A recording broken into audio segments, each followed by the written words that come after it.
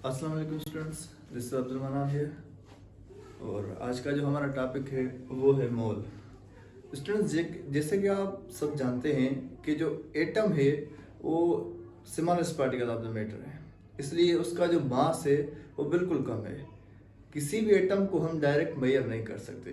तो साइंसदानों ने क्या किया, एटम का मास मेजर करने के लिए एक यूनिट दरियाफ्त किया। उस यूनिट को नाम दिया AMU, एटॉमिक मास यूनिट। अब उस यूनिट में हम एटम का मास मेजर कर सकते हैं, क्योंकि एटम तो बहुत छोटा पार्टिकल है, इसीलिए उसका मास तो हम डायरेक्ट मेजर नहीं कर सकते, इसीलिए उसको मेजर करते हैं AMU में। ठीक है। अब मोल क्या है? जब किसी भी एटम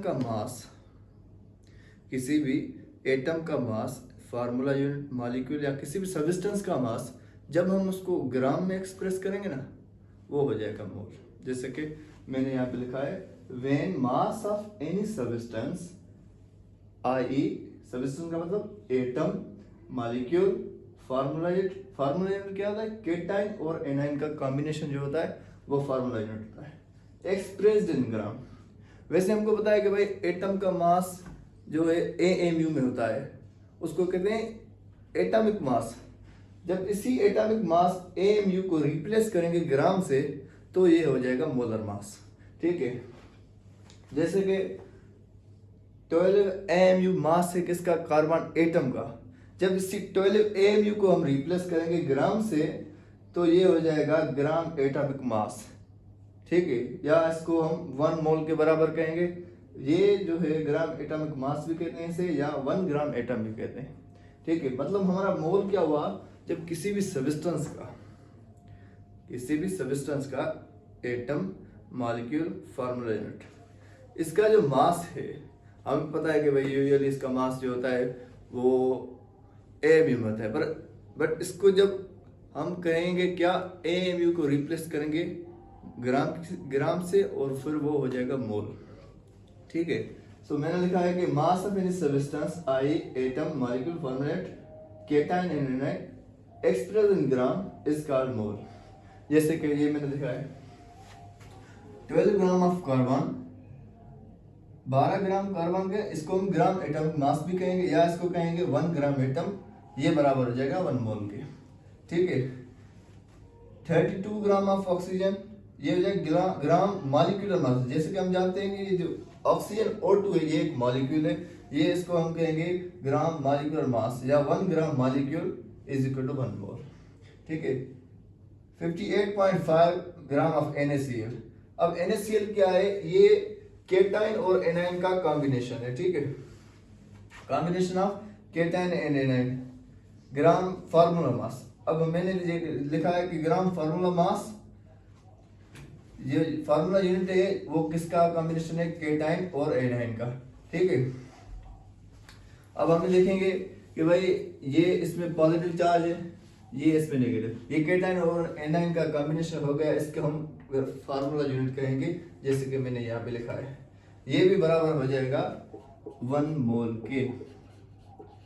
तो हमें पता चला कि भाई 1 मोल किसे कहते हैं? जब किसी भी एटम, सब्सटेंस हो, किसी भी सब्सटेंस का एटम, मॉलिक्यूल, फार्मूला यूनिट को मास उसका जब ग्राम में लिखेंगे, वो बराबर हो जाएगा 1 मोल के। ठीक है। उसके बाद हम इंट्रो पे आते हैं कि मोल का इंट्रो क्या है। मोल का जो मोल का मतलब है वो है हीप, किसी भी चीज का ढेर, हीप। मोल का जो एक्चुअली लिटरली मीनिंग है, उसकी मीनिंग है heap. The concept of mole was given by Avogadro. Avogadro was an Italian scientist जिसने मोल का कॉन्सेप्ट दिया था, एंड डिस्कवर्ड बाय ऑस्टवर्ड। और जो मोल है वो डिस्कवर किसने किया था? ऑस्टवर्ड ने किया था। और आपको ये पता है कि ये मोल है, ये एब्रिविएशन है, मतलब शॉर्ट फॉर्म है किसका? मॉलिक्यूल का MOLECULE। जब हम इसको CULE ये हम जहां से निकाल देंगे, तो ये हो जाएगा मोल। मतलब ये मोल जो है इस मॉलिक्यूल का क्या है? शॉर्ट फॉर्म है, एब्रिविएटेड फॉर्म है। ठीक है। और ये जो है अमाउंट ऑफ सब्सटेंस का यूनिट है। फिजिक्स में हमने 7 फंडामेंटल यूनिट्स में पढ़ा था, उसमें एक था मोल, जो अमाउंट ऑफ सब्सटेंस का यूनिट था, ये वही मोल है। ठीक है।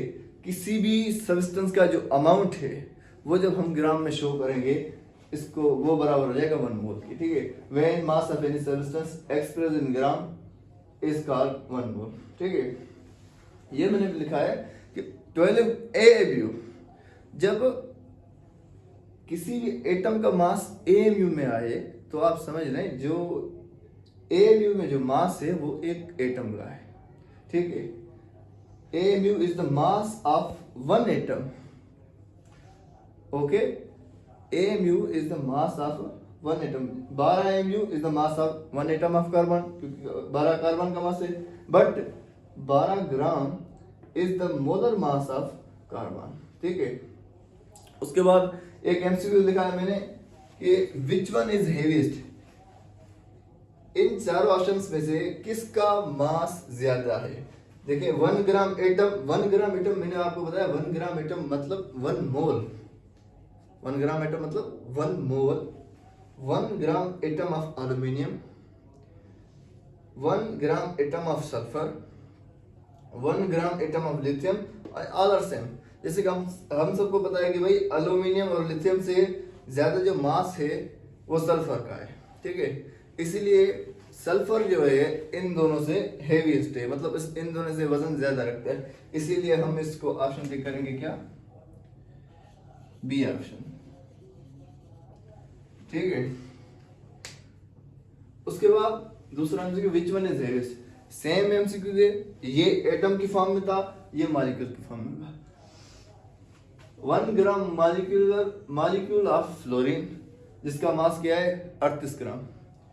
1 mole of O2 32 gram. 1 mole of CH4 60 gram. 32 gram of sulphur. देखें अब ये तो क्लियर है भाई, 38 जो नंबर है इन तीनों से बड़ा है, तो इसलिए हम इसको ए ऑप्शन टिक करेंगे। ये हो गया हमारा मोल। उसके बाद क्या है कि मोल को फाइंड आउट करने के लिए, मोल को निकालने के लिए, मोल या जो मैथमेटिकल एक्सप्रेशन है किसी भी एटम का, अगर हमको मास मालूम है, उसके ग्राम में मास हो और उसका मोल कितना होगा, वो फार्मूला है पर्टिकुलर, उससे हम निकाल सकते हैं। देखिए N denotes number of mole. ये एन जो है इससे हम नंबर ऑफ मोल्स को जाहिर करते हैं। N is equal to given mass upon actual mass. Given mass वो होता है जो किसी भी प्रॉब्लम की स्टेटमेंट में दिया हो। जैसे मैंने एग्जांपल लिखा है कि calculate the number of moles in 51 gram of NH3। अब जो ये 51 ग्राम है ये हमें इस प्रॉब्लम की स्टेटमेंट में दिया हुआ है। 51 ग्राम ऑफ NH3 ये जो स्टेटमेंट में दिया हुआ है ये होगा हमारा गिवन मास। और एक्चुअल मास क्या होता है, इस मॉलिक्यूल का एक्चुअली मास। देखें जैसे 14 मास है किसका, नाइट्रोजन का, और 3 किसका है, हाइड्रोजन का, ठीक है। इसको मिलाएंगे तो हम क्या होगा 17 मास हो गया। जैसे कि हम नंबर ऑफ मोल्स फाइंड करने हैं हमें, n is equal to given mass कितना है 51 अपॉन में इसका जो एक्चुअल मास है वो है 17, ठीक है। जब हम इसको डिवाइड करेंगे तो ये टेबल एक बार ये इस पे जाएगी, I think it will be 3, तो n बराबर हो जाएगी 3 मोल, ठीक है। n बराबर क्या हो जाए 3 मोल्स, ठीक है। इसका मतलब जब 51 ग्राम ऑफ अमोनिया, ये इस गैस का नाम है अमोनिया,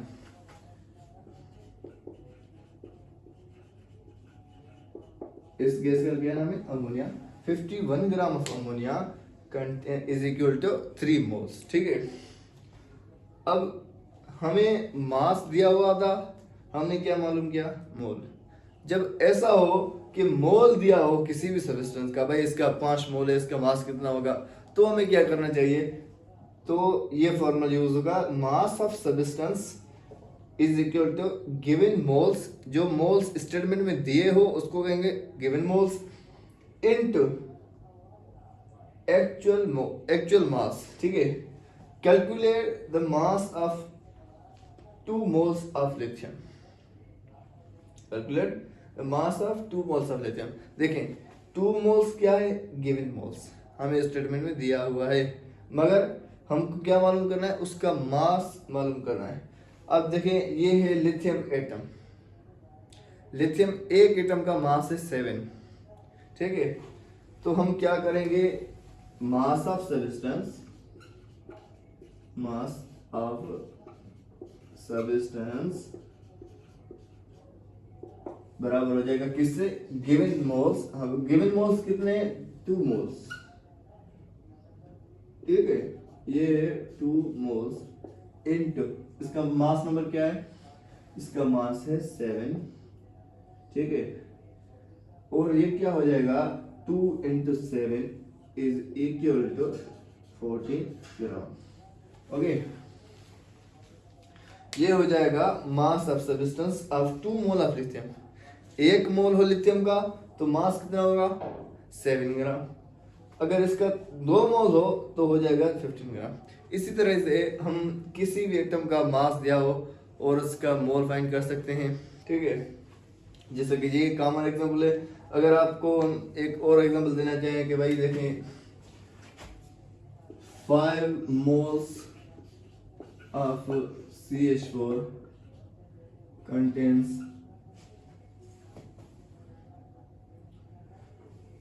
इसे कहते हैं mass of 5 moles, mass of 5 moles.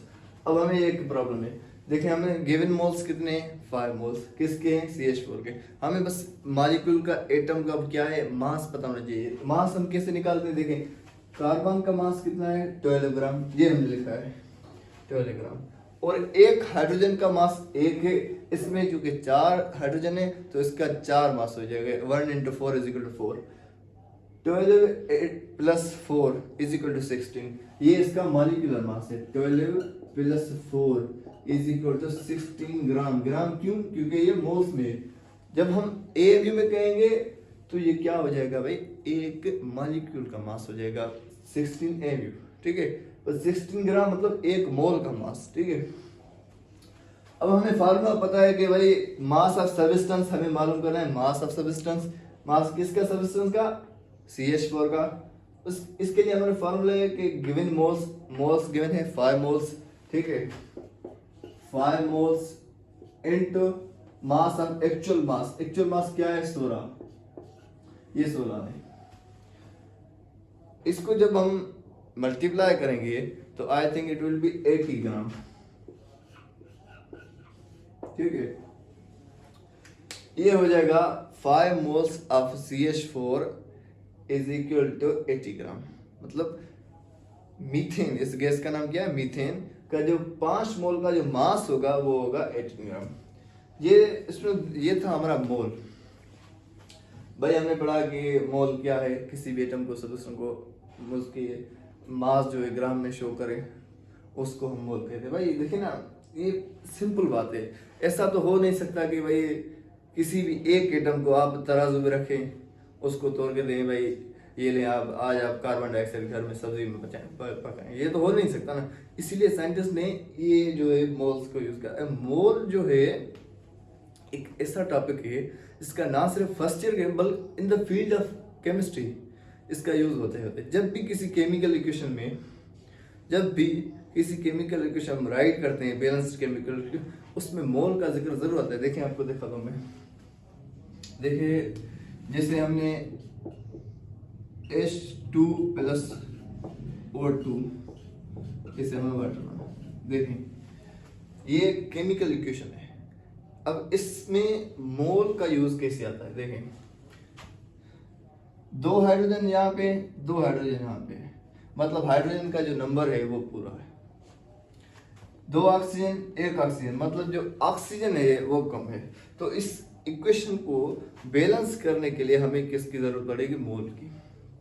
देखें अब इसको हम 2 यहाँ पे देंगे, 2 यहाँ पे देंगे, इसका मतलब क्या होगा कि 2 मोल्स ऑफ H2O। H2O क्या है, वाटर का फॉर्मूला है। 2 मोल्स ऑफ H2O। अब देखें 2 × 0 और 2 × 1, ये यहाँ पे 1 है, तो ये हो जाएगा 2, मतलब ऑक्सीजन का नंबर पूरा हो गया।